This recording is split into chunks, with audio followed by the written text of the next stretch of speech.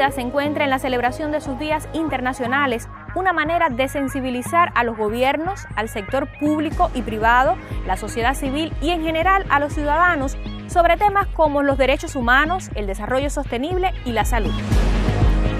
Cuando la ONU proclamó el 3 de diciembre como Día Internacional de las Personas con Discapacidad, la organización fomentó la integración de esas personas a la sociedad. De 1992 a la fecha, políticas, objetivos, convenciones, estrategias surgen para reivindicarles más derechos y bienestar. Sin embargo, 1.300 millones de personas en todo el mundo que experimentan una discapacidad significativa todavía tienen que hacer frente a un sinfín de barreras para su inclusión. Por otro lado, el 80% de esa población vive en países en desarrollo, los cuales deben acelerar sus esfuerzos a fin de rescatar los ODS para, con y por las personas con discapacidad, han alertado los máximos representantes de la ONU. La promesa de no dejar a nadie atrás es el fundamento de la Agenda 2030, premisa que defiende el secretario general de Naciones Unidas, Antonio Guterres. Les propongo escucharlo en nuestro segmento TVT.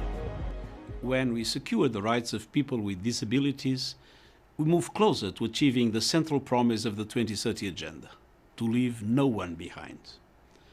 While we still have much to do, we have seen important progress in building an inclusive world for all. Almost all United Nations member states have ratified the Convention on the Rights of Persons with Disabilities, and I urge those who have not yet done so to ratify it without delay. We are determined to lead by example. On this International Day, I reaffirm the commitment of the United Nations to work with people with disabilities to build a sustainable, inclusive and transformative future in which everyone, including women, men, girls and boys with disabilities, can realize their potential. Thank you. El secretario general de Naciones Unidas ha sido enfático. Un desarrollo verdaderamente sostenible para las personas con discapacidad exige centrarse de forma muy específica en sus necesidades y derechos, no solo como beneficiarios, sino como contribuyentes activos en la vida social, económica y política.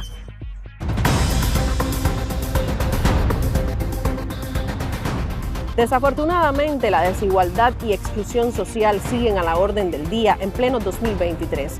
La Facultad Latinoamericana de Ciencias Sociales, Flaxo, como puntos de encuentro, diálogo y cooperación entre la academia y el mundo de las políticas públicas, estudia, entre otras, aquellas relacionadas con las personas con discapacidad.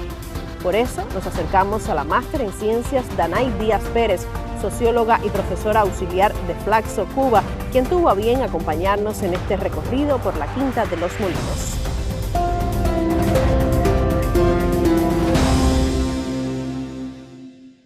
Danay, anterior a 1992, ya en Cuba existían políticas de atención a las personas con discapacidad y estaban creadas muchas de las asociaciones que hoy funcionan.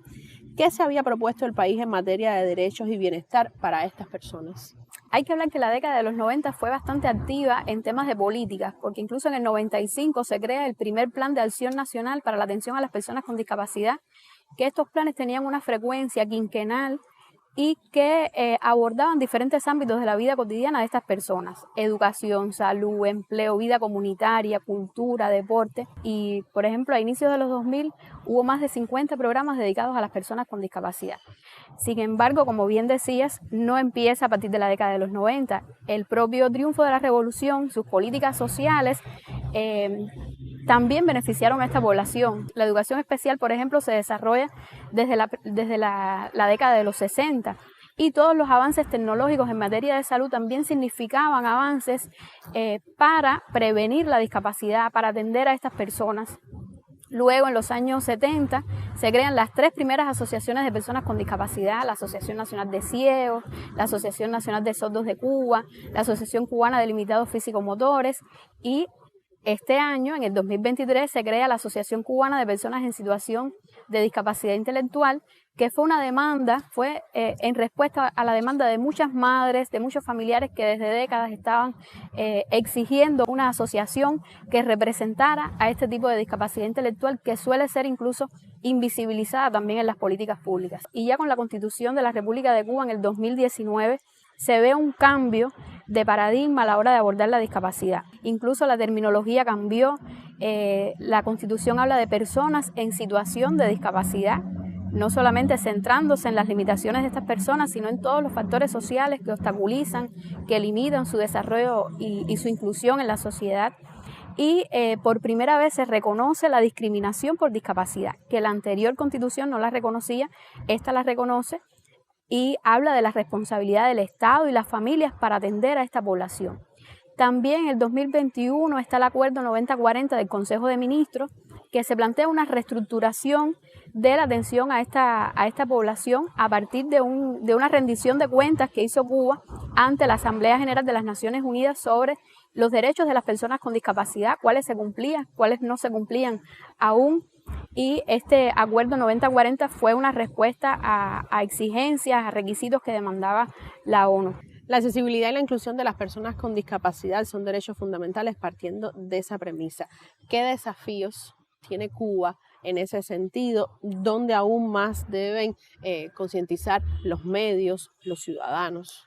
Hay que garantizar una serie de apoyos, de adaptaciones, de adecuaciones, pero siempre poniendo a la persona en el centro como sujeto de derechos. Y desde la academia, por supuesto, hay que seguir incentivando la investigación social sobre discapacidad. En este sentido nos golpea mucho el tema de las estadísticas, porque sin estadísticas, sin datos sobre esta población de manera general, pues es muy difícil hacer investigación social y es muy difícil diseñar políticas integrales que atiendan a esta población.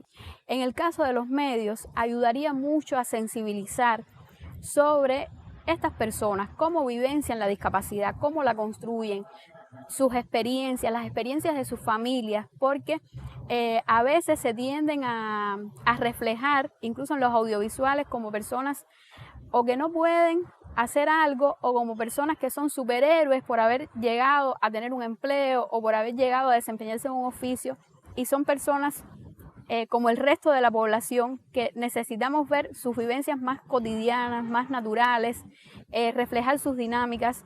Yo creo que la población cubana tiene que ganar más cultura sobre la discapacidad, sobre sus derechos, sobre la accesibilidad, que no se vea como un favor, que estoy haciéndole un favor a una persona, sino son sus derechos para participar plenamente en todos los ámbitos de la vida social. Muchas gracias por compartir su tiempo con Agenda Cuba. Y el concepto de discapacidad evoluciona y hoy se basa en el modelo social que pone el foco más bien en las barreras físicas y de actitud que restringen innecesariamente la participación plena y efectiva de las personas. Accesibilidad e inclusión son derechos a los que ningún ser humano debe renunciar. Alcanzarlos han sido ley de vida para Oney. Nos vamos. Uno de los tantos muchachos especiales que encontró empleo pleno y justo en la Quinta de los Molinos. Este lugar paradisíaco, donde además se realizan varios talleres inclusivos que ya nos disponemos a conocer, ¿verdad, Ney? Nos seguimos.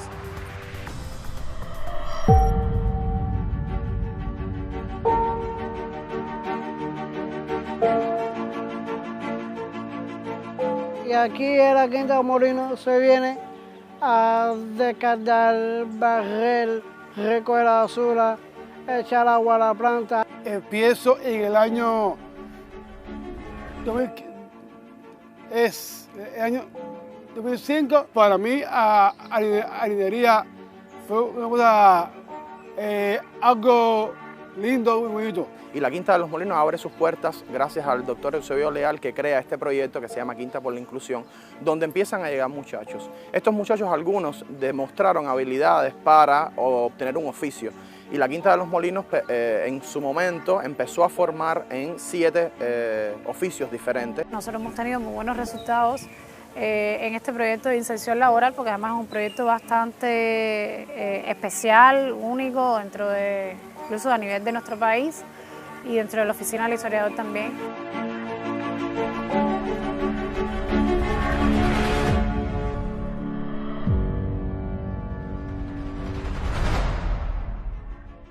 Desde el primer día, desde el año 2015, estoy con ellos. He tenido la paciencia de enseñarlos, como ellos dicen, a escardar, a regar, a barrer y demás.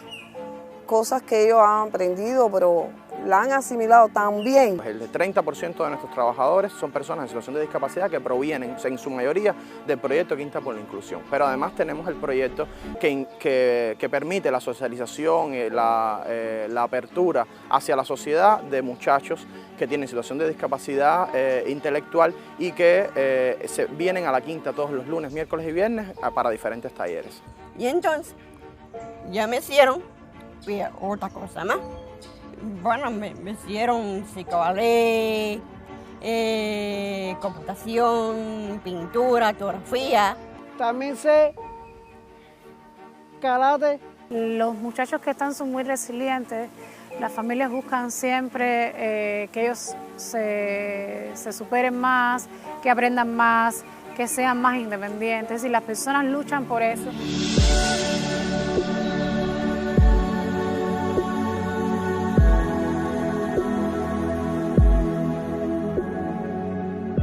Cuando ellos nacen un golpe un poco duro, ¿no? Y uno piensa que nunca van a poder hacer nada, que no.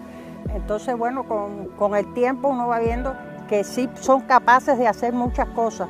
Ellos son capaces de hacer todo lo que uno se proponga. Los muchachos vienen aquí, se forman, viven prácticamente el día a día dentro de la Quinta de los Molinos.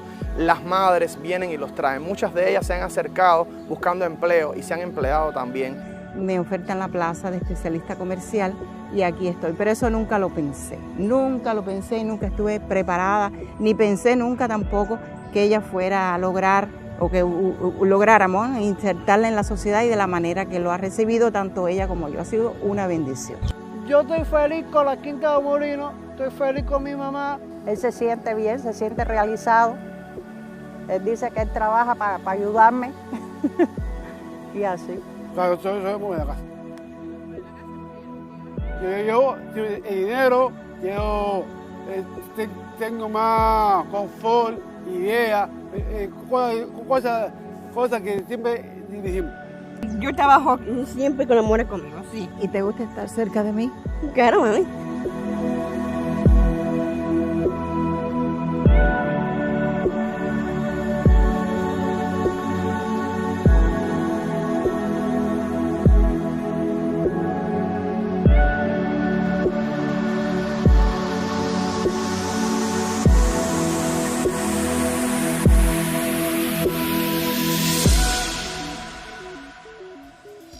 Espacios como estos propician que las personas con discapacidad tengan una vida independiente y formen parte activa del desarrollo de la sociedad.